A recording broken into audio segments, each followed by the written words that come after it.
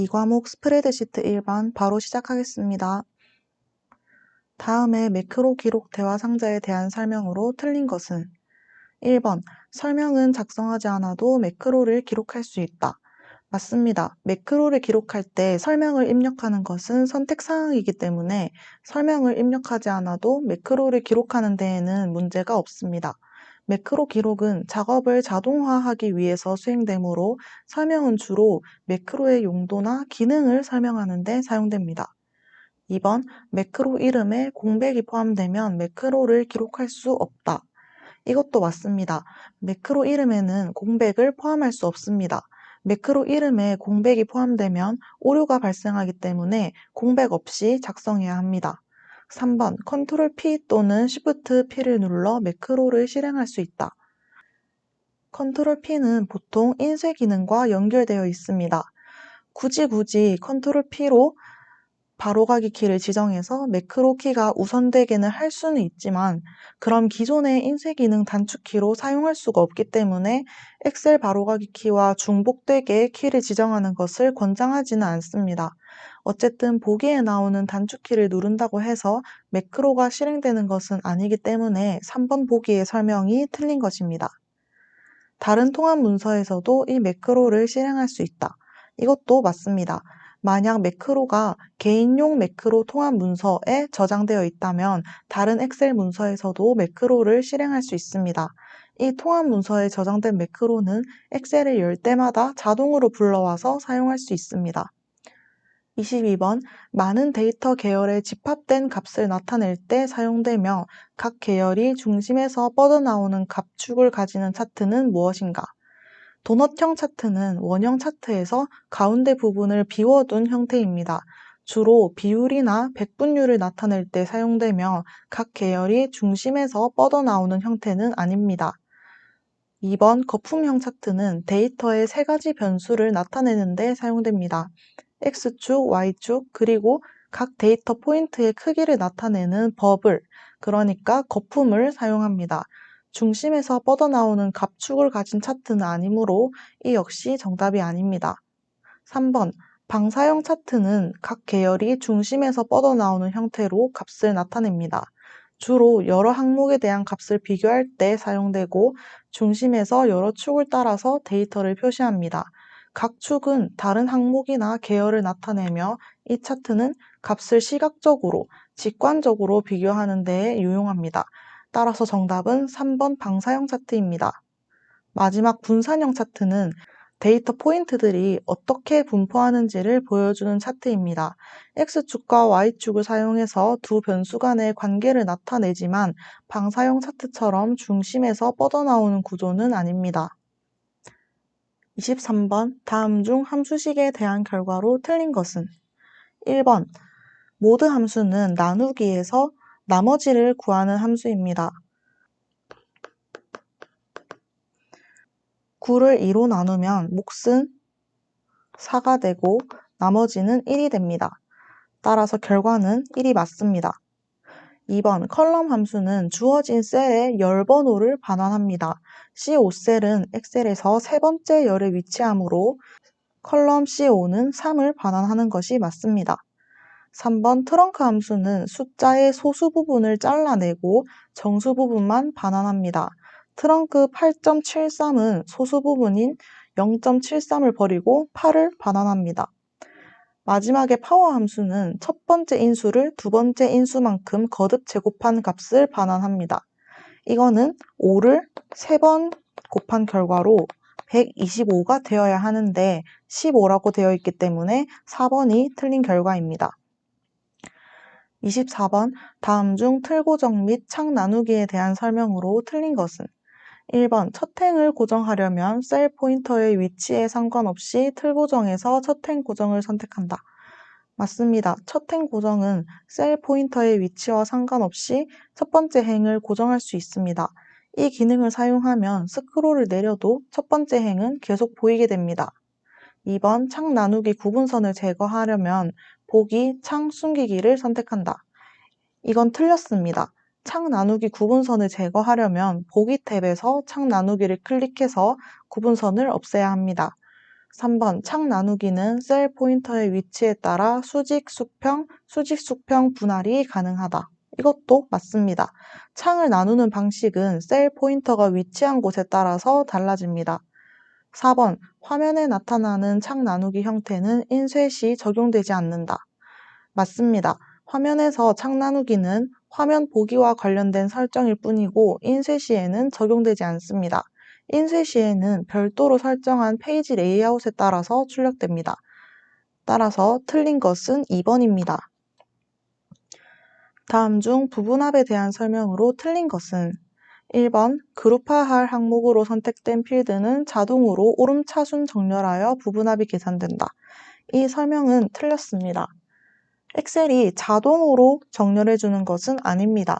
우리가 직접 오름차순 정렬을 먼저 해줘야 부분합도 정확하게 계산돼요. 만약에 정렬을 안 하고 그냥 부분합을 하면 결과가 엉망이 될 수 있습니다. 2번 부분합은 한 번에 한 개의 함수만 계산할 수 있으므로 2개 이상의 함수를 이용하려면 함수의 개수만큼 부분합을 중첩해서 삽입해야 한다. 이 설명은 맞습니다. 부분합 기능은 한 번 실행할 때 하나의 함수만 선택할 수 있습니다. 예를 들어서 합계만 계산하거나 평균만 계산하는 식입니다. 합계와 개수처럼 여러 함수를 적용하려면 각각 따로 나눠서 실행해야 합니다. 3번 새로운 값으로 대치를 선택하면 이전의 부분합의 결과는 제거되고 새로운 부분합의 결과로 변경한다. 정확한 설명이에요. 이 옵션을 선택하면 기존에 삽입되어 있던 부분합이 삭제되고 새로운 기준과 함수로 다시 계산된 부분합이 적용됩니다. 4번 부분합을 실행하면 각 부분합에 대한 정보행을 표시하고 숨길 수 있도록 목록에 개요가 자동으로 설정된다. 이 설명도 맞습니다. 부분합을 실행하면 시트 왼쪽에 플러스, 마이너스 버튼이 생기고 이를 통해서 전체 데이터를 접거나 펼칠 수 있습니다. 이 기능을 개요라고 부릅니다. 따라서 정답은 1번이에요. 다음 중 텍스트 나누기 기능에 대한 설명으로 틀린 것은 1번 구분 기호가 2개 이상인 경우는 텍스트 나누기를 수행할 수 없다. 엑셀에서는 구분 기호가 여러 개여도 텍스트 나누기를 할 수 있어요. 예를 들어서 어떤 셀에 이런 데이터가 있을 때 이 경우 쉼표와 슬래시 2가지 구분 기호가 있죠. 엑셀의 텍스트 나누기 기능에서는 여러 개의 구분 기호를 함께 사용할 수 있습니다. 사용자가 쉼표도 선택하고 슬래시도 선택하면 각각의 기호 기준으로 데이터를 나눌 수 있거든요. 그래서 구분 기호가 2개 이상이면 텍스트 나누기를 못한다 라는 말은 틀린 설명입니다. 2번 텍스트 나누기 수행 시 데이터 형식의 변환 및 셀 서식 변경이 가능하다. 이건 맞습니다. 텍스트 나누기를 하면 데이터의 형식이나 셀의 서식을 바꾸는 것이 가능합니다. 3번 열의 데이터 서식을 일반으로 지정하면 숫자 값은 숫자로, 날짜 값은 날짜로, 모든 나머지 값은 텍스트로 변환된다. 이것도 맞아요. 일반 서식은 엑셀이 자동으로 데이터를 해석해서 숫자는 숫자처럼, 날짜는 날짜처럼, 문자는 텍스트처럼 알아서 정리해줍니다. 그래서 일반을 선택하면 엑셀이 내용을 보고 적절하게 알아서 처리해준다는 점에서 설명이 맞습니다. 4번 한 셀에 입력되어 있는 데이터를 여러 셀로 분리시킬 수 있다. 이것도 맞는 설명입니다. 홍길동과 서울. 이럴 때 텍스트 나누기 기능을 사용하면 쉼표를 기준으로 나눠서 첫 번째 셀에는 홍길동, 두 번째 셀에는 서울 이렇게 자동으로 분리를 해줍니다. 그래서 한 셀에 있는 내용을 여러 셀로 나누는 건 텍스트 나누기의 기본 기능입니다. 따라서 틀린 것은 1번입니다. 다음 중 인쇄 미리 보기 및 인쇄에 대한 설명으로 잘못된 것은 무엇인가? 차트를 선택한 후 파일 인쇄를 실행하면 선택한 차트만 미리 볼 수 있다. 엑셀에서 차트를 선택한 상태에서 인쇄를 하려고 하면 차트만 인쇄하려고 하는구나 라고 판단해서 선택한 차트만 미리 보기 화면에 보여주고 실제로도 그것만 인쇄하게 됩니다. 그래서 이 설명은 맞습니다. 2번 오른쪽 아래에 페이지 확대 축소를 클릭하면 화면에는 적용되지만 실제 인쇄 시에는 적용되지 않는다. 이것도 맞는 설명입니다. 페이지 확대 축소는 인쇄 미리 보기 화면에서 글씨나 화면을 보기 편하게 키우거나 줄이는 화면용 기능이라서 실제 인쇄 결과에는 영향을 주지 않습니다. 3번 인쇄 미리 보기 화면을 종료하려면 ESC를 누르거나 왼쪽 상단의 화살표를 클릭한다. 이것도 맞는 설명이에요. 미리 보기 화면에서 나가고 싶을 때는 키보드에서 ESC 키를 누르거나 왼쪽 위에 있는 뒤로 가기 아이콘을 누르면 됩니다. 4번 오른쪽 아래의 여백 표시를 클릭하면 페이지 설정 대화 상자에 여백 탭이 표시된다. 여백 표시를 누르면 여백 선이 보일 뿐이지 페이지 설정 대화 상자에 여백 탭이 표시되지는 않습니다. 그래서 4번이 잘못된 설명으로 정답입니다. 28번 다음 중 데이터 관리 기능인 자동 필터에 대한 설명으로 틀린 것은 무엇인가? 1번 여러 필드를 대상으로 조건을 지정할 수 없다. 이게 설명이 틀린 것입니다. 엑셀에서 자동 필터 기능을 사용하면 여러 필드, 여러 열에 동시에 조건을 걸 수 있어요.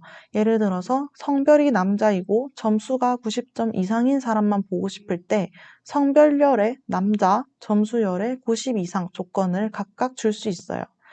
2번 자동 필터는 데이터 영역에 표시되는 목록 단추를 이용하여 쉽고 빠르게 데이터를 추출할 수 있다. 맞습니다. 자동 필터를 켜면 열 이름 오른쪽에 이런 아래 화살표 버튼이 생깁니다. 그걸 누르면 특정 값만 보기, 조건 검색, 텍스트 필터, 숫자 필터 같은 메뉴들이 나옵니다. 이걸 이용해서 쉽고 빠르게 데이터를 추출할 수 있습니다. 3번 자동 필터를 사용하여 추출한 데이터는 레코드, 행 단위로 표시된다. 이것도 맞는 말입니다. 필터는 행 단위로 조건에 맞는 데이터만 보여주는 방식이에요. 예를 들어 조건에 안 맞는 행은 아예 화면에서 안 보이게 숨겨집니다. 4번 필터는 필요한 데이터 추출을 위해 조건을 만족하지 않는 데이터를 잠시 숨기는 것이므로 목록 자체의 내용은 변경되지 않는다. 이 설명도 정확해요. 필터는 단순히 데이터를 숨기기만 할 뿐이지 지우는 게 아닙니다. 필터를 해제하면 다시 원래의 모든 데이터가 보이게 돼요. 따라서 틀린 것은 1번입니다. 다음 중 B5셀에 있는 노트를 삭제하는 작업에 해당하는 것은 그림을 보면 B5셀, 수박의 1월 판매량이 있는 셀에 작은 빨간색 삼각형이 보이시죠? 이건 메모가 들어있다는 표시입니다. 그리고 여기에 마우스를 갖다 대보면 업체 배송이라는 내용이 나옵니다. 1번 보기를 보면 B4셀의 채우기 핸들을 아래쪽으로 드래그 하였다라고 했는데 채우기 핸들은 셀 오른쪽 아래에 있는 작은 네모를 말하는데 마우스로 잡아 끌면 셀의 내용을 복사하거나 자동 채우기를 할 수 있어요. 그런데 이걸 아래로 끌면 B4셀의 내용과 서식이 B5셀에 복사될 뿐이지 B5셀에 원래 있던 메모는 삭제되지 않습니다. 2번 B5셀을 바로가기 메뉴에서 메모 표시 숨기기를 선택하였다. 이건 지우는 게 아니고 그냥 메모를 숨기거나 다시 보이게 하는 기능이에요. 내용은 그대로 남아있기 때문에 틀린 설명입니다. 3번 B5셀을 선택하고 홈 탭 편집 그룹에 지우기에서 모두 지우기를 선택하였다. 이게 정답입니다. 모두 지우기를 누르면 값, 서식, 메모 전부 다 지워져요. 그래서 B5셀에 있는 업체 배송 메모도 완전히 없어지게 됩니다. 4번 B5셀을 선택하고 키보드에 백스페이스를 눌렀다. 백스페이스는 셀 안의 내용 숫자 80만 지워요. 메모는 그대로 남아 있습니다. 그래서 이것도 틀린 설명입니다. 정리하자면 3번이 B5셀의 메모를 지우는 작업이 맞기 때문에 3번이 정답입니다. 30번 아래 워크시트에서 지역이 서울이고 직급이 사원인 직원들의 급여 합계를 구하고자 할 때 이 12셀에 입력할 수식으로 맞는 것은 지역이 서울, 직급이 사원 이 두 가지 조건을 둘 다 만족해야 해요.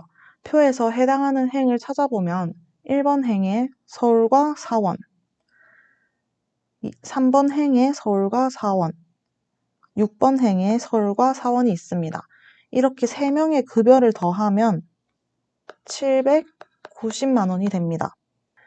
이런 조건에 맞는 데이터를 더하고 싶을 때는 엑셀에서 SUMIFS 함수를 사용합니다. 이 함수의 구조는 이렇게 생겼어요. 지금 이 문제에서는 합계를 구할 범위에는 급여니까 D2에서 D8이 들어가야겠죠. 그리고 조건 범위 1에는 지역이 들어있는 B2에서 B8이 들어갑니다. 그리고 조건 1은 서울이 되겠죠. 그리고 조건 범위 2는 직급이 들어있는 C2에서 C8, 그리고 조건 2는 사원입니다. 그래서 최종 수식은 보기 2번을 보시면 합계를 구할 범위, 조건 범위 1, 서울 조건, 조건 범위 2, 사원 조건, 이렇게 해서 정답은 2번이 되겠습니다. 31번, 다음 중 워크시트 사용 방법에 대한 설명으로 맞는 것은 1번, Alt 엔터를 누르면 셀 안에서 줄바꿈이 수행된다. 이 설명은 맞습니다. 한 셀 안에 이렇게 두 줄로 만들고 싶을 때 Alt 엔터를 사용합니다. 2번, Ctrl Shift 세미콜론을 누르면 시스템에 오늘 날짜가 입력된다. 이건 틀렸어요. 오늘 날짜를 입력할 때는 Ctrl 세미콜론만 눌러야 합니다. 3번, 시트를 삭제한 경우 Ctrl Z를 누르면 복원할 수 있다. 이것도 틀렸어요. 데이터나 셀 편집 같은 경우는 Ctrl Z로 취소할 수 있지만 시트 자체를 삭제한 거는 되돌릴 수 없습니다. 4번, 숫자는 기본적으로 오른쪽으로 정렬되지만 문자로 취급하도록 하려면 숫자 앞에 큰 따옴표를 입력한다. 큰 따옴표가 아니라 작은 따옴표를 앞에 붙여야 문자로 취급됩니다. 따라서 맞는 것은 1번이 되겠습니다. 다음 중 아래 그림의 시나리오 요약 보고서에 대한 설명으로 틀린 것은 1번, 낙관적, 비관적 시나리오에 대한 시나리오 요약 보고서이다. 맞는 설명입니다. 표 위쪽에 낙관적, 비관적이라는 시나리오 이름이 보이니까 정확한 설명이에요. 2번, 비용과 이익의 변화에 따른 순이익의 값을 확인할 수 있다. 비용과 이익이 바뀔 때 순이익이 어떻게 되는지 결과셀에 보여주는 거니까 이것도 맞는 설명입니다. 3번, 비용과 이익이 이름 정의되었음을 알 수 있다. 이것도 맞습니다. 표에 셀 주소 대신 비용, 이익이라는 이름이 쓰였다는 것은 이 두 셀이 이름 정의로 설정되어 있다는 뜻입니다. 4번, 순이익은 비용과 이익을 참조하는 수식으로 작성되지 않아야 한다. 이건 틀린 설명입니다. 왜냐하면 시나리오 보고서에서 결과셀은 반드시 변경셀을 참조하는 수식이어야만 시나리오 결과가 나옵니다. 즉 순이익은 이익 마이너스 비용처럼 비용과 이익을 참조하는 수식이어야 해요. 만약에 그냥 숫자만 입력된 셀이라면 결과셀로 작동하지 않습니다. 그래서 이 설명은 틀렸고 정답은 4번입니다. 33번, 다음 중 참조의 대상 범위로 사용하는 이름 정의 시 이름의 지정 방법에 대한 설명으로 적절하지 않은 것은 엑셀에서는 어떤 셀이나 셀 범위에 이름을 붙여서 나중에 수식에서 쉽게 사용할 수 있게 할 수 있어요. 예를 들어서 B2에서 B6 셀 범위를 판매량이라고 이름을 붙이면 이런 식으로 수식을 쓸 수 있는 거죠. 그럼 보기 하나씩 살펴보면서 어떤 설명이 틀렸는지 확인해 볼게요. 1번, 이름에는 공백을 포함할 수 없다. 맞는 설명입니다. 엑셀에서 이름을 정의할 때는 띄어쓰기를 쓸 수 없어요. 2번, 시트가 다르면 동일한 이름을 사용할 수 있다. 이게 틀렸으므로 정답입니다. 엑셀에서는 기본적으로 통합 문서 전체에서 이름은 고유해야 해요. 즉, 시트가 다르더라도 같은 이름을 중복해서 쓸 수는 없습니다. 3번, 대소문자는 구분하지 않는다는 설명은 맞습니다. 소문자로 애플이라고 쓰든 대문자로 애플이라고 쓰든 구분하지 않습니다. 4번, 첫 문자는 반드시 문자나 밑줄로 시작해야 한다. 이것도 맞는 설명이에요. 이름을 정의할 때 이런 식으로 숫자로 시작하면 안 됩니다. 34번, 2023년 영업보고 파일의 월별 실적 시트에 C5셀을 참조하려고 할 때 다음 보기 중 올바른 수식은 엑셀에서 다른 파일의 셀을 참조할 때의 기본 형식은 이렇게 됩니다. 즉, 파일 이름은 대괄호로 묶고 시트 이름과 함께 작은 따옴표로 전체를 감싸줘야 해요. 느낌표 다음에 셀 주소가 옵니다. 이번 문제에서는 파일 이름이 2023년 영업보고, 시트 이름이 월별 실적, 셀 주소는 C5셀입니다. 따라서 올바른 수식은 보기 2번에 나와 있는 이런 형태가 올바른 수식입니다. 다음 중 입력 데이터에 주어진 표시 형식으로 지정한 경우 그 결과가 틀린 것은 1번을 보면 샵, 샵샵 0은 천 단위마다 쉼표 그리고 정수만 표시하라는 뜻입니다. 그래서 1, 2, 3, 4라는 데이터를 입력하면 보기에 나와 있는 결과가 나오게 됩니다. 2번, 이것도 정확한 결과예요. 엑셀에서 0.85를 퍼센트 형식으로 바꾸면 85%가 맞습니다. 3번도 맞는 결과입니다. 여기서 id는 그대로 텍스트로 붙는 고정 글자이고 0000은 숫자를 최소 4자리로 표시하는 건데 입력값이 5자리이면 그대로 전부 표시됩니다. 따라서 표시 결과는 맞는 결과입니다. 마지막 4번. 이게 틀린 결과인데요. 왜냐하면 이 표시 형식은 정렬용 숫자 형식인데 소수점 2자리까지 자리를 맞춰서 표시하려고 만든 것입니다. 즉 입력값이 7이면 표시 결과는 7점처럼 소수점 자리도 나와야 합니다. 빈 공간은 공백으로 채워지기 때문에 단순히 7만 표시되는 것은 잘못된 결과입니다. 36번 다음과 같이 회사별 매출, 순이익, 그리고 시장 점유율을 동시에 비교하고 시각화하는 데 가장 알맞은 차트는 무엇인가? 도넛형 차트는 이건 한 가지 비율만 보여줄 때 좋은 거고 여러 숫자를 한 번에 비교하기는 어렵습니다. 영역형 차트는 꺾은 선형과 비슷하게 생겼고 아래에 색깔이 채워져 있어요. 주로 시간의 흐름에 따른 변화를 보여줄 때 쓰는 겁니다. 하지만 지금 문제처럼 회사별 비교에는 잘 맞지 않습니다. 거품형은 세 가지 숫자를 한 번에 비교할 수 있는 차트예요. 예를 들어서 X축에는 매출, Y축에는 순이익, 거품의 크기는 점유율. 이렇게 하면 하나의 거품이 매출과 순이익, 점유율을 동시에 표현할 수 있습니다. 그래서 이 문제에 딱 맞는 차트예요. 4번 꺾은 선형은 이건 시간에 따라 변하는 데이터를 볼 때는 좋지만 지금 문제 상황과는 맞지 않습니다. 37번 다음 중 아래 차트에 대한 설명으로 틀린 것은 1번 차트 제목이 차트 위쪽 중앙에 표시되어 있다. 차트 맨 위에 월별 제품 매출 데이터라는 제목이 가운데 정렬로 보이죠. 그래서 1번은 맞는 설명입니다.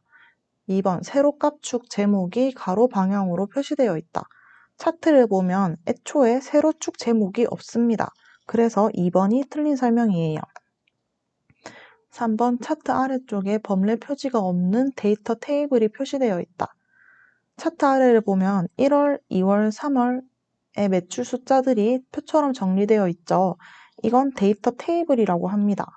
그리고 왼쪽에 1월, 2월, 3월 매출이라고 적혀 있는 쪽에 범례 표지가 없습니다. 그래서 3번도 옳은 설명이에요. 4번 데이터 레이블의 위치가 바깥쪽 끝으로 설정되어 있다. 이것도 맞는 설명입니다. 막대 그래프 위에 숫자들이 막대 바깥에 윗부분 끝에 써져 있어요. 38번 다음 중 매크로의 실행 방법에 대한 설명으로 잘못된 것은 1번을 보면 개발 도구 코드 매크로를 클릭하고 매크로 대화 상자에서 실행할 매크로를 선택한 후에 실행을 클릭하여 매크로를 실행할 수 있다. 이건 맞는 설명이에요. 엑셀 상단에 개발 도구 탭에 들어가면 코드 그룹 안에 매크로라는 버튼이 있습니다. 그걸 누르면 현재 문서에 등록된 매크로 목록이 나오는 창이 뜨고 그 중에 실행할 매크로를 선택해서 실행을 누르면 실제로 매크로가 실행됩니다. 2번 도형을 삽입한 후 삽입된 도형에 매크로를 지정하여 매크로를 실행할 수 있다. 이것도 맞아요. 예를 들어서 버튼처럼 생긴 도형을 만든 다음에 그 도형에 매크로를 연결해 두면 그거를 클릭할 때마다 매크로가 실행됩니다. 3번 비주얼 베이직 에디터에서 매크로 코드에 커서가 있는 경우 표준 도구 모음의 화살표를 클릭하여 매크로를 실행할 수 있다. 이것도 맞는 설명이에요. 비주얼 베이직 에디터에서는 매크로 코드 위에 커서를 두고 이 실행 버튼 또는 F5키를 누르면 그 매크로가 실행됩니다. 4번 개발 도구 탭의 컨트롤 그룹 삽입 단추를 클릭하여 단추를 생성한 후 실행할 매크로를 지정하여 실행할 수 있다. 엑셀에서 단추, 양식 컨트롤을 삽입하면 단추를 삽입하는 순간 자동으로 매크로 지정 대화 상자가 뜹니다. 사용자가 단추를 만들고 나서 별도로 지정하러 가는 것이 아닙니다. 자동으로 지정창이 먼저 뜨는 구조예요. 그래서 4번 보기의 설명이 틀린 것입니다. 판매 지역이 서울이고 매출액이 100만 원 이상이거나 매출액이 250만 원 이하인 제품의 데이터를 조회하기 위한 고급 필터의 조건. 문제에서 조건은 판매 지역은 서울이고 매출액이 100 이상이거나 250 이하인 제품, 즉 지역은 무조건 서울이어야 하고 매출액은 100만 원 이상 또는 250만 원 이하. 다시 말해서 두 조건 중 하나라도 맞으면 통과가 돼야 합니다. 이럴 때는 고급 필터의 오화 조건 방식으로 적어야 해요. 이것은 행을 다르게 적어야 합니다. 1번을 보면 이렇게 서울이면서 매출액이 100만 원 이상 이 부분이 한 줄로 이어져야 하겠죠. 그리고 한 줄 아래로 와서 매출액이 250만 이하라고 정확한 구성으로 쓰여져 있어요. 따라서 문제에서 요구한 것과 일치합니다. 2번 보기는 부등호가 잘못되었고 3번, 4번 보기는 애초에 서울이 아래 칸으로 내려가 있어서 틀린 것입니다. 40번 아래 워크시트와 같이 짝수열 전체에만 서식을 설정하는 조건부 서식을 지정하고자 한다. 다음 중 이를 위해 아래의 새 서식 규칙 대화 상자에 입력할 수식으로 만든 것은 그림을 보면 2열, 4열에만 파란색으로 서식이 지정되어 있죠. 즉 짝수열에만 조건부 서식을 적용한 상태입니다. 조건부 서식에 쓸 수식을 고를 때 핵심은 바로 컬럼 함수인데요. 컬럼 함수는 전체 셀에 열 번호를 가져옵니다. 예를 들어서 A열은 1, B열은 2, C열은 3, 그리고 모드, 숫자, 콤마 2, 이거는 2로 나눈 나머지를 구하는 함수입니다. 숫자를 2로 나눴을 때 0이 나오면 짝수고 1이 나오면 홀수가 됩니다. 그래서 1번을 보면 열 번호가 2로 나눴을 때 0이면 이라는 서식을 지정했을 때 열 번호가 짝수일 때만 서식을 적용한다는 것이니까 1번이 딱 맞는 정답입니다. 2번은 나머지가 1이기 때문에 홀수열에 적용하는 수식이죠. 그래서 틀린 것입니다. 3번은 로우 함수가 써져 있는데 열이 아니라 행 기준이므로 틀렸습니다. 그리고 4번은 3번과 마찬가지인 이유인데 결과까지 홀수를 나타내기 때문에 4번도 틀린 수식입니다. 이렇게 해서 2023년 6회 기출문제 풀이를 모두 마쳤습니다. 공부는 하루아침에 완성되는 게 아니니까 조급해하지 마시고 천천히 반복해서 익혀나가면 충분히 합격하실 수 있습니다. 그럼 다음 회차 풀이에서 다시 만나 뵙겠습니다. 감사합니다.